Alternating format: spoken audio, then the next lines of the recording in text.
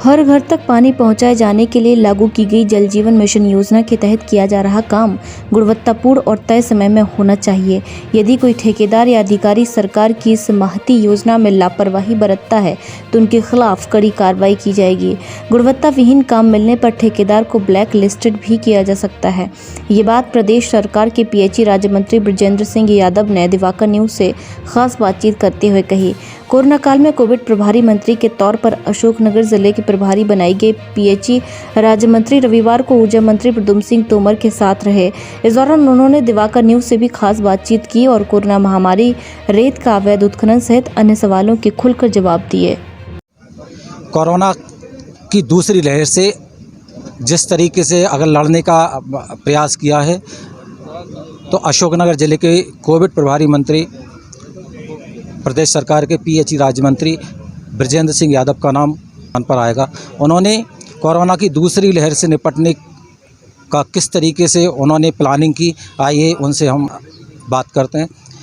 मंत्री जी, स्वास्थ्य विभाग में कम व्यवस्थाएं थी, डॉक्टर्स कम थे, दवाइयाँ कम थी, वेंटिलेटर्स हमारे पास नहीं थे, किस तरीके से आपने मैनेज किया? हाँ, ये बिल्कुल कहना सही है कि जब पहली लहर आई थी उसके बाद हमको ऐसा लग रहा था कि शायद ये कोरोना लगभग हमारे प्रदेश से देश से ख़त्म हो जाएगा, लेकिन ख़त्म होते होते अचानक दूसरी लहर इतनी तेज़ गति से आई कि हम किसी ने कभी सोचा भी नहीं था। लेकिन ये बात भी सही है कि शासन की तरफ से हमने ऐसी तैयारी नहीं करी थी कि कोई दूसरी लहर और इतनी तेज़ गति से आएगी, लेकिन फिर भी सरकार की तरफ से हमने कोई कमी नहीं छोड़ी। चाहे हम वेंटिलेटर की बात करें, चाहे बेड की बात करें, चाहे ऑक्सीजन की बात करें, चाहे रेमडेसिविर इंजेक्शन की बात करें, जो भी शासन की तरफ से व्यवस्था हम कर सकते थे, हमारी सरकार ने सारी व्यवस्थाएं की। अभी WHO ने आगाह किया है कि तीसरी लहर दस्तक दे चुकी है भारत में, तो उससे निपटने की कोई प्लानिंग करी हो, किस तरीके से उससे निपटेंगे, इस तरीके से कहीं कोई आपने योजना बनाई हो? हाँ, तीसरी लहर की चूँकि मैं तो ये कहूँ तो कह सकता हूँ कि भगवान ना करे ये तीसरी लहर ना आए, लेकिन कहीं अचानक आती है तो उसके लेकर सरकार की तरफ से पूरी तैयारी है। हमने जो भी हमारे शासकीय हॉस्पिटल हैं, चाहे प्राथमिक स्वास्थ्य केंद्र हो, सामुदायिक स्वास्थ्य जिला अस्पताल, हमने सब में बेड की व्यवस्था बढ़ा दी है, ऑक्सीजन की व्यवस्था कर दी है हमने, और रेमडेसिविर इंजेक्शन हमने एडवांस सभी जगह उपलब्ध करा दिए हैं, हज़ारों की तादाद में। कोई कमी नहीं है किसी बात की, सरकार की तरफ से पूरी तैयारी है। लेकिन मैं इतना ज़रूर सभी लोगों से कहना चाहूँगा कि कोई भी चीज़ को हम एक तो लापरवाही में ना लें और हल्के में ना लें। क्या है कि जो चीज़ अगर हमारे लिए घातक होती है वो होती है लापरवाही। तो अभी कोरोना पूरी तरह से ख़त्म नहीं हुआ हमारे प्रदेश से ना देश से, इसलिए हमको बिल्कुल सतर्क रहना चाहिए, सजग रहना चाहिए। जैसा कि जो गाइडलाइन बनी हुई है कोरोना की कि सब लोग मुँह पर मास्क ज़रूर लगाएँ। चूँकि आप पीएचई राज्य मंत्री हैं, थोड़े पीएचई की डिपार्टमेंट की चर्चा भी करेंगे।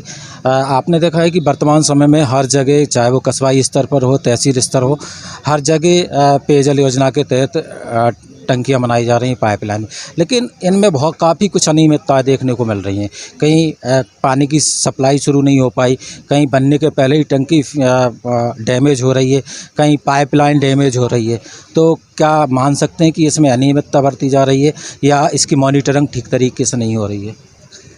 नहीं, चूँकि पहली बात तो अगर अनियमितता की बात कर लें तो मैंने तो हर व्यक्ति से कहा था, जहाँ योजना चल रही है, जहाँ अगर आपको कहीं अनियमितता दिखती है, काम खराब लगता है, तो तुरंत मुझे उससे शिकायत करें। मैं खुद मौके पर जाऊंगा, मैं खुद निरीक्षण करूंगा, और अगर वास्तव में काम खराब हो रहा है, गलत हो रहा है, मैं तुरंत उसमें एक्शन लूँगा, और जो भी दोषी अगर उसमें अधिकारी पाया जाएगा उसको सस्पेंड करूँगा। जो भी उस पर कार्रवाई हो सकती है, कड़ी कार्रवाई करवाऊँगा, और अगर जो ठेकेदार का काम गलत करा तो उसको ब्लैक लिस्टेड करवाऊँगा मैं तो। अभी एक वीडियो वायरल हुआ है, आज ही का है, कि कैथन नदी में लगातार अवैध उत्खनन हो रहा है आपके क्षेत्र में, चूँकि वो आती है। और जब इस संबंध में अधिकारियों से बात की तो उन्होंने बताया कि हम माननीय मंत्री महोदय के कार्यक्रमों में व्यस्त हैं, इसलिए कार्रवाई नहीं कर पा रहे हैं। तो कैथन नदी में जो अवैध उत्खनन हो रहा है, इसको रोकने का कहीं कोई प्लानिंग हो, कोई प्रयास किया होगा? उत्खनन को लेकर चाहे मैं हूँ चाहे मेरी सरकार हो, मतलब पूरी तरह से कटिबद्ध है। हमने ये कहा कि कहीं भी अवैध उत्खनन नहीं किया जाएगा, और करता है तो उस पर सख्त कार्रवाई की जाएगी। और अगर कोई कर रहा है, अगर मुझे कोई बताता है, अभी तक किसी ने मेरे लिए एक शब्द भी नहीं बोला और लिखकर एक चिट्ठी भी, एक कागज़ भी नहीं दिया।